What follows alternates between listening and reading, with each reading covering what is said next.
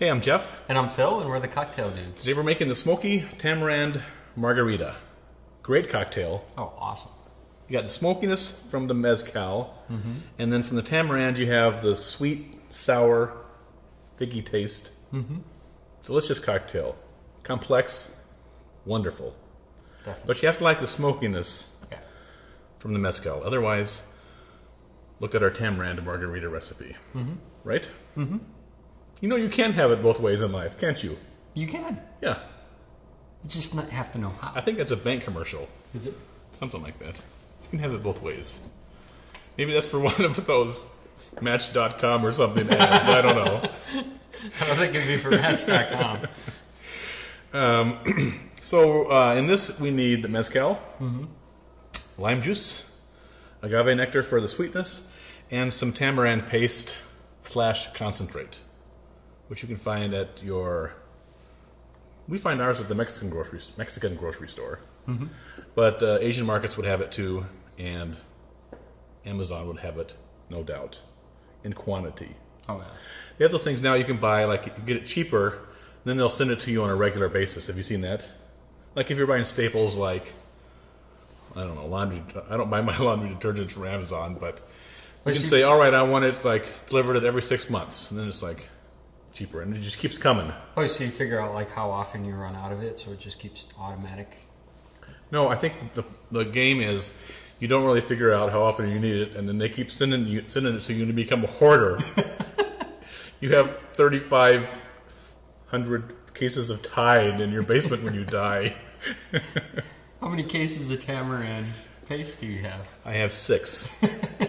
You're starting to hoard. Yes, I'm a tamarind hoarder. The thing is, I thought we would use it faster than we do, but you just use small quantities. Yeah, and it stays good forever, so... Well, not forever. I wouldn't say that. Someone's going to die. We're going to get sued. It stays long or good for a long time. I didn't know it was supposed to be green and hairy. You know? Right? All right, well, these are tamarind pods, and they grow on gigantic tamarind trees. Yep. And in Asia. Well, they're all over now. Yeah. But yeah, Asia, Australia, South America. I think Florida even has them. I would think just as long as it's in that... It means they like latitude kind of rainforest. Longitude, which is it? Oh. Well, I don't know. They always said, longitude is long. But if the Earth is a sphere, isn't like the same length this way and that way? I think, though, that the Earth, the Earth, though, is spinning. So I think it's longer. It is. It's wider at the equator, right? Yeah. Yep. So I think longitude must be this way. It's not a perfect circle. Yeah, so everything along the same longitude should be fine. Did you know that the magnetic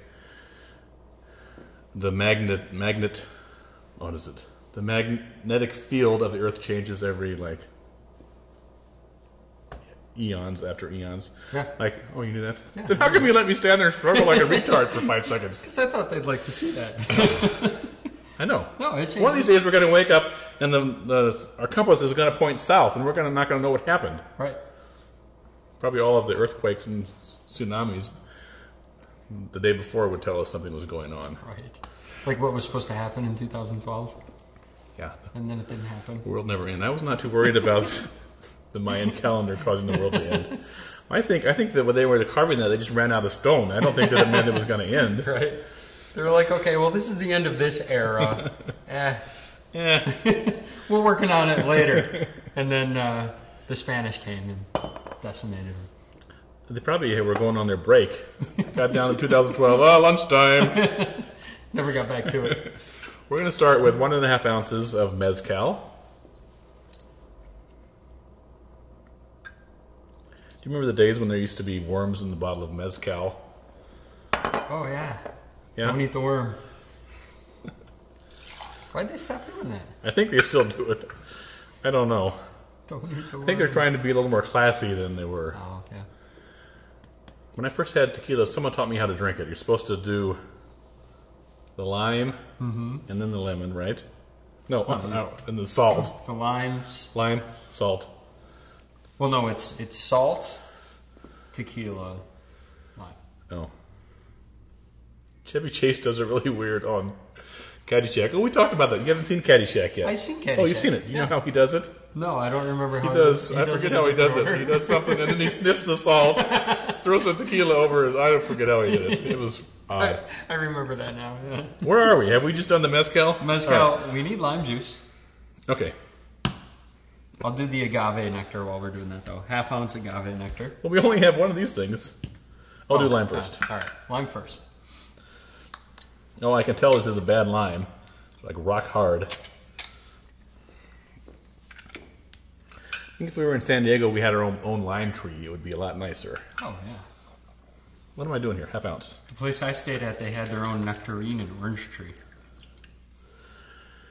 You mean a nectarine tree and an orange tree? Yeah. Or a tree that made them both? You sounded like it was a tree I was getting a little... There was a nectarine tree and an orange tree. Oh, that's cool. And then, yeah, got yelled at because I, like, picked a bunch one morning and I brought them all up for breakfast. Yeah. And they're like, you're only supposed to pick the ones you're going to eat. It's like, well, then we'll eat all these. And I had a huge basket of them. It's like, whoops. Always breaking the rules there, aren't you? Yep. 1/2 ounce of agave nectar. I can smell that smokiness. Yeah. And then 1/2 teaspoon of tamarind paste / concentrate.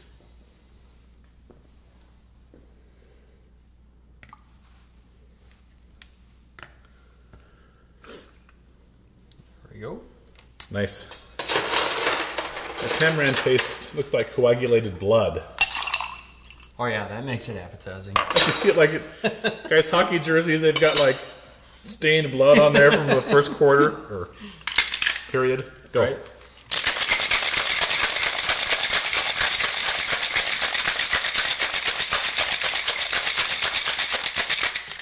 You have to be aggressive in shaking this up because the tamarind paste takes a little effort to break up. I said I always call hockey things quarters, and there's only 3 of them. Right. So they're periods. They're periods, not quarters. We should think of a new word, like for what's a third of a quarter? What's a third? I guess it's just called the third. We could trademark that and maybe make money because someone trademarked three-peat, right? Right. That was that coach. What's his name? I don't know what his name I'm is. blanking. He used to coach for LA. Oh, was it Phil something? No. Was it who's? Phil Jackson. Yeah, I don't think it was him though. Oh. He has enough money. I think every time you say three-peat, you have to send him 25 cents. Right. So we owe him 50 already. We owe him 50 cents? Don't say it again. I'm saying it on the inside.